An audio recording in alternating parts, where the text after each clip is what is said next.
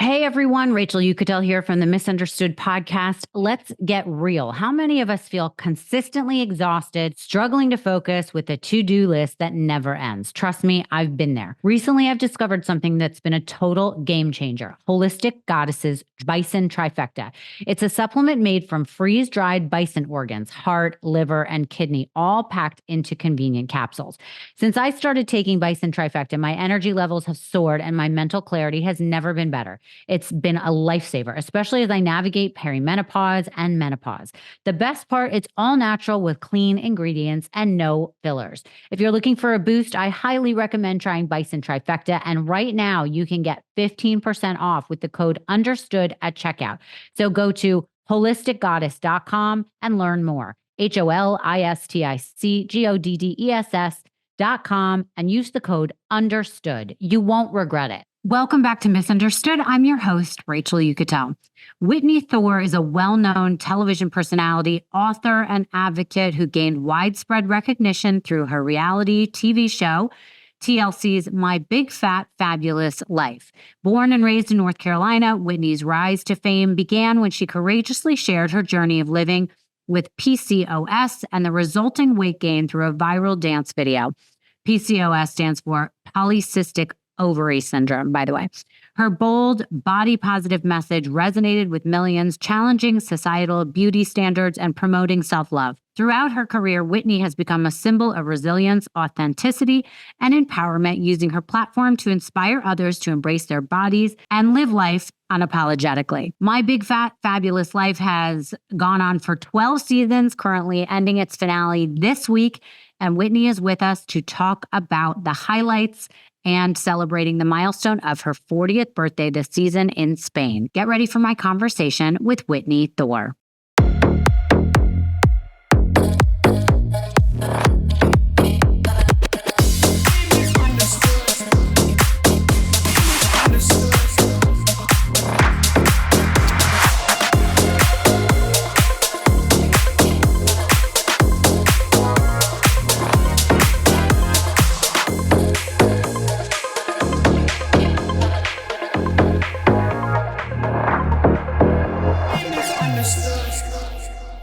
Hi, Whitney. Thank you so much for joining me on Misunderstood. How are you? I'm doing well. Thank you very much. How are you? I'm great. Thank you so much for pulling over on the side of the road for this quick interview. You're welcome. I got stuck in a busy day. Okay. Well, I just want to get right into things with you. So you guys are in the middle of the 12th season of your show. How is that going for you? I mean, it's going well. It's certainly going longer than I ever anticipated when I first started this over a decade ago. So if that's the measure of success, then I would say it's going pretty well. Right. So when you did get into it, I'm just curious, how did you ever get that call? What was your life like when you went into it? Well, I was working in Greensboro, North Carolina as a local radio personality, and I had uploaded a YouTube video called A Fat Girl Dancing, and it went super viral, and I ended up going all over the country to do different interviews like Good Morning America and The Today Show. And I believe it was The Today Show. Someone from TLC was watching, and I found an email in my spam folder that said, like, do you want to collaborate on something? And here we are 12 seasons later. So yeah, that's how it happened. Amazing. How has being in the public eye impacted your personal growth and your life in general? Being in the public eye has been very detrimental to my personal life. I always tell people this is an easy job to do. Like, it's an easy and fun job to film, with my crew of 20 people and my family and friends. That's all fun. But the other stuff that comes along with it is extremely difficult. Social media is extremely difficult. I've had a lot of actually dangerous situations. I've had death threats. I've had cops show up at my door. I've had my house vandalized several times. I've had stalkers, so none of this is like, it's not funny and fun all the time. It's actually pretty scary, I think, what can come out of being a public figure on television. Exactly. Well, but what do you think it is? I mean, do you think people are threatened by you? Like, what do you think the issue is? Well, I think anyone that has a lot of exposure is going to attract crazy people. I think that entertainment and television is really just a mirror for people to project their own feelings onto. Some of those are really great feelings, and some of them are really horrible. sorry, I don't have a big enough ego to actually think that any of this is actually personal. I think that there's a lot of unwell people in the world, and they attach themselves to, whatever they can. And unfortunately, some of us, are at the receiving end of that. Right. Okay, so part of the things that you deal with on this show is your dating life, your personal life. So do you think that, number one, being on a show like this has helped, or makes men have a harder time wanting to be your partner? It's definitely not helped. Now, every gay man and every other man on my show has had nothing but tons of men and women wanting to date them. So everyone else has done really well. When it comes to me, I've literally never met anyone who expressed interest in me for anything because of television. Not a man, not a straight man. Right. I have had the occasion many times where I'm talking to a guy, maybe I met him online or whatever. And then there comes like the what do you do question, and I try to skirt around it, but then I'll say entertainment, and then they ask me if I'm a stripper, and then a few years later, then it was, are you on OnlyFans, or like whatever. And then anytime they find out who I am, or I know that they've Googled me, they will disappear. And I'm not surprised because, Google doesn't necessarily paint me in the most flattering light. You get to see titles of a bunch of crazy articles and Reddit threads and stuff like that. So, it does suck. And I just wish that a man would give me the opportunity to give him some context, or maybe just meet me before they look at, some search results and decide that they're not interested anymore. Right. So well, that sucks. Of course. What do you think are the biggest misconceptions about you that you would want to clear up with people? Oh my. One that I see in my social media comments quite often is something along the lines of like, you're very selfish, or everything is all about you. And I find this to be such an interesting comment, because I just want to remind people, like, you're watching a television show about me. That's why it's all about me. It is about you. Yeah. Yeah, like it literally is like TV is not literally live streaming of real life of 24 hours a day. So obviously they're following everyone in the context of me. Right? Everything is revolving around me because it's my show. And I just think people, they really forget that reality TV that it's a show, that it's produced, that it's edited, that it's not live streaming. So I would say that that's a common misconception that kind of bugs me, because it just takes a little bit of critical thinking to realize why that doesn't make sense. So for people that are listening that have not seen your show yet, they can obviously learn about you on the show. But what are some things that we wouldn't know about you from watching the show? Gosh, I would say like 90% of who I am. And I say that because television is not three-dimensional, right? Everybody is a caricature of themselves. Mm-hmm. And in some ways, that's not necessarily like nefarious. I mean, you can't flood viewers with too much information, because then they can't keep stuff straight. You have to, this is Whitney. These are the 3 things she likes. These are the 4 friends she has. This is the 1 thing she's done, that kind of thing. So if anything, I would just say that, people would have no idea what so many of my interests are, what so many of my past experiences are. People forget that I've had a life before television, and that I have, more than 10 hours during a season. I have more than 10 hours of life, Right. I would just say that it's important to remember that reality TV stars are humans, and that we are 3-dimensional people who you don't get to see everything about us. I always hear that I'm much smaller and much smarter in real life. That's the comment that I get a lot. I want to talk about body positivity. A lot of people struggle with their internal thoughts about themselves. And then not only that, but just how hard it is going through life and having people bully them about how they look, whether it's their weight, what they look like, things like that. Sure. The title of the show obviously gives a stigma, My Big Fat Fabulous Life.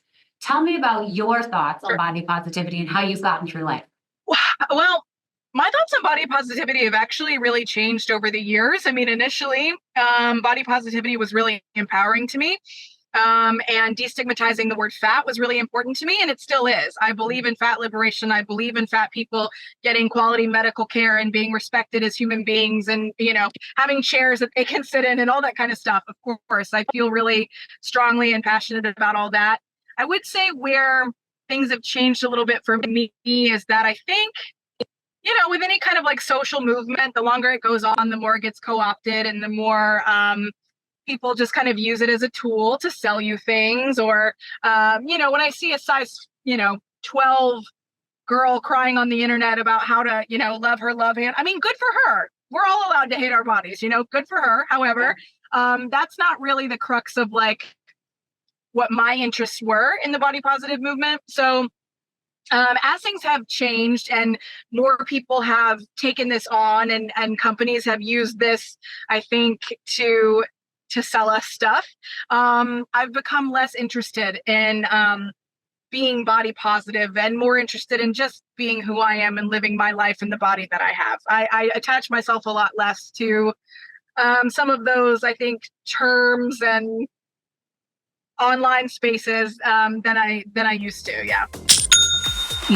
Running a business can be challenging, especially when it comes to managing sales and making sure everything runs smoothly. That's where Shopify has made all the difference for me. For our misunderstood merch, Shopify has been a game changer. Before, we struggled with keeping track of orders and making the buying business seamless for our fans. But now everything's in one place. The checkout process, super smooth, just like we want it to be for our audience. With Shopify, I don't have to worry about technical headaches, whether it's selling directly from our website or across social media. It's all connected. The best part, it's the same checkout system we use ourselves. Trust me, it's easy, reliable, and our fans love it too. Upgrade your business and get the same checkout we use with Shopify. Sign up for your $1 per month trial period at shopify.com/understood in all lowercase. Go to shopify.com/understood to upgrade your selling today. That's shopify.com/understood. Well, it's interesting that you say that because I think that the stigma that goes with it is that people that are considered quote unquote obese or fat or whatever it is, that they're constantly trying to lose the weight and become 120 pounds or something, when maybe that is just not the thing. I mean, when I was younger, we were all looking at Victoria's Secret and that was how you were supposed to look. Now, no one looks like that anymore because you actually see that. Although you go on social media and everything's filtered. So you don't really know what anybody looks like. So what are your thoughts? I'm curious of your thoughts on this Ozempic craze that everybody is on. Sure. I am a fat person. I've not been fat my whole life. I wasn't fat until I was 19 years old. Before that, I was very thin. So I know what it's like to be thin. I know what it's like to be fat. And I've lost 100 pounds twice in my life. So I have a lot of kind of experience in all these different stages of this.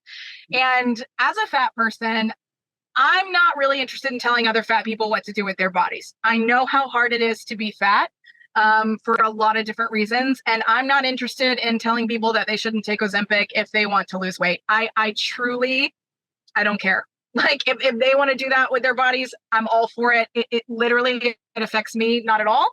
And I think it's a real killjoy for fat people to demonize other fat people for having their bodily autonomy. I don't care if people lose weight with Ozempic or by exercise or by diet.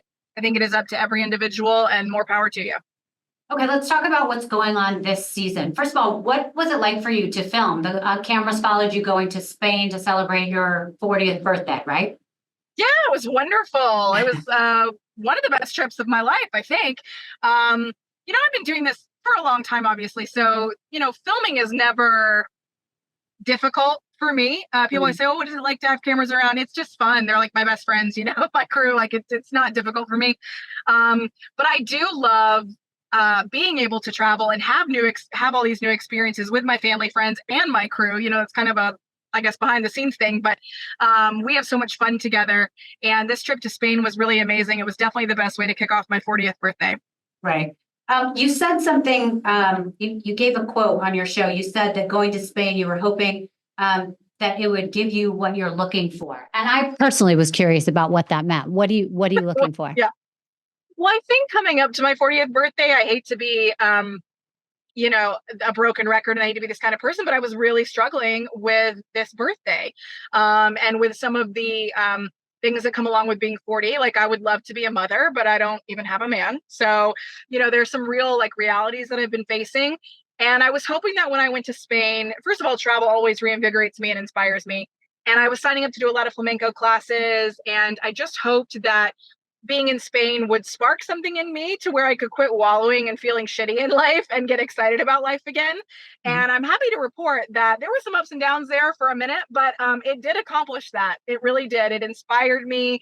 I had an amazing time, and I'm in a completely different place now mentally than I was before I went. Right. So what makes you happy now? Like, what are you up to? Well, I think the first thing that I wanted to do was just return to like things that I already know make me happy. You know how we sit around and say like, oh, what could I possibly do to be happy? And we're ignoring like, a handful of things that we know are good for us. And for me, that's dance. So going to Spain, having that experience, doing the flamenco dancing and learning about it through the lens of the culture and everything, it just really like got me so excited. So I've been doing a lot of dancing, and I've been doing a lot of just like little things, like little hobbies that I haven't let myself do in a long time. I feel like after COVID, everyone else's life went back to normal, but mine really didn't. I feel like I'm literally still stuck in like this very isolated place. And then my mother died, and I was dealing with a lot of anxiety and depression and all of this. So it's really just about, for me, I think, coming back to the basics of what I love, and engaging in hobbies and engaging with other people, and coming out of like a self-imposed isolation, I would say. Right. Will you make any decisions going forward? Like if you don't listen, I'm 49. I'm a single mom, but like I have plenty of friends. My best friend, she's 42, hasn't had a child yet. And right now is thinking about doing like some sort of IVF or having a baby on her own. Is there something that you would think about on that route? Yeah. Well, I did have my eggs frozen. I think it's been 2 years ago now, or maybe 3 years ago now. For me though, I don't think parenthood is something I want to embark upon without a partner. I know I could adopt or try to have a baby on my own with IVF, but for me, I don't feel confident in my ability to. I mean, you see amazing single moms all over the place. I just don't personally feel confident in my ability to do that. Right. If I'm being honest. So, no, I totally hear what you're saying. Yeah. I think if I don't find a partner, I think we're just gonna. I mean, I already have 3 cats, but there's always room for more. Right. So, I love that. And are you on dating apps right now? Yes, all of them. All of them. Doing my best. I love that. Okay. They won't let me on Raya though. I've been on the wait list for like 7 years. I've been on the wait list for 7 years too. I think I think I'm not let in because I'm fat personally, but I don't know. Because I know of some people who are a lot less famous than me that are on there. So me too. I say that all the time. I'm like, who's doing their department where they let people in? It's crazy. It really Why is. aren't they letting us in? I don't know. By the way, I have the CEO's phone number because I was thinking of having him on, and I called him. He said, "Oh, I don't do any sort of media." I think I'm going to call him back and tell him, or text him, and I'm going to say that they should relook at both of our applications. All right. Yeah, so please, and let me know the results, please. Okay. So if people want to get involved in your show and watch you, tell them where they can find it. It's on TLC Tuesday nights, 9/8 Central, and it streams on Max. I think all 12 seasons are on Max if you need to binge. And you can find me online at Instagram and TikTok at Whitney Thore. Amazing. And do you think there will be a season 13? I hope so. I'm the wrong person to ask, though, I know. But okay, well, I like knowing that you hope that it's going to continue. Yeah. Thank you for making the time. I want to go to at least 15. Yeah. Okay. I thank you so much for making the time. I know you have a heart out. Best of luck to you. Thank you so much. Bye.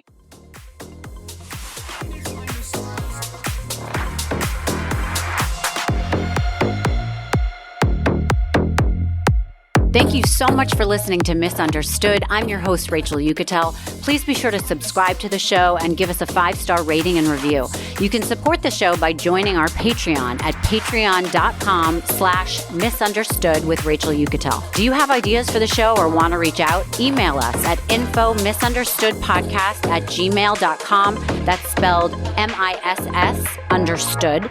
Thank you so much, and I'll see you next time.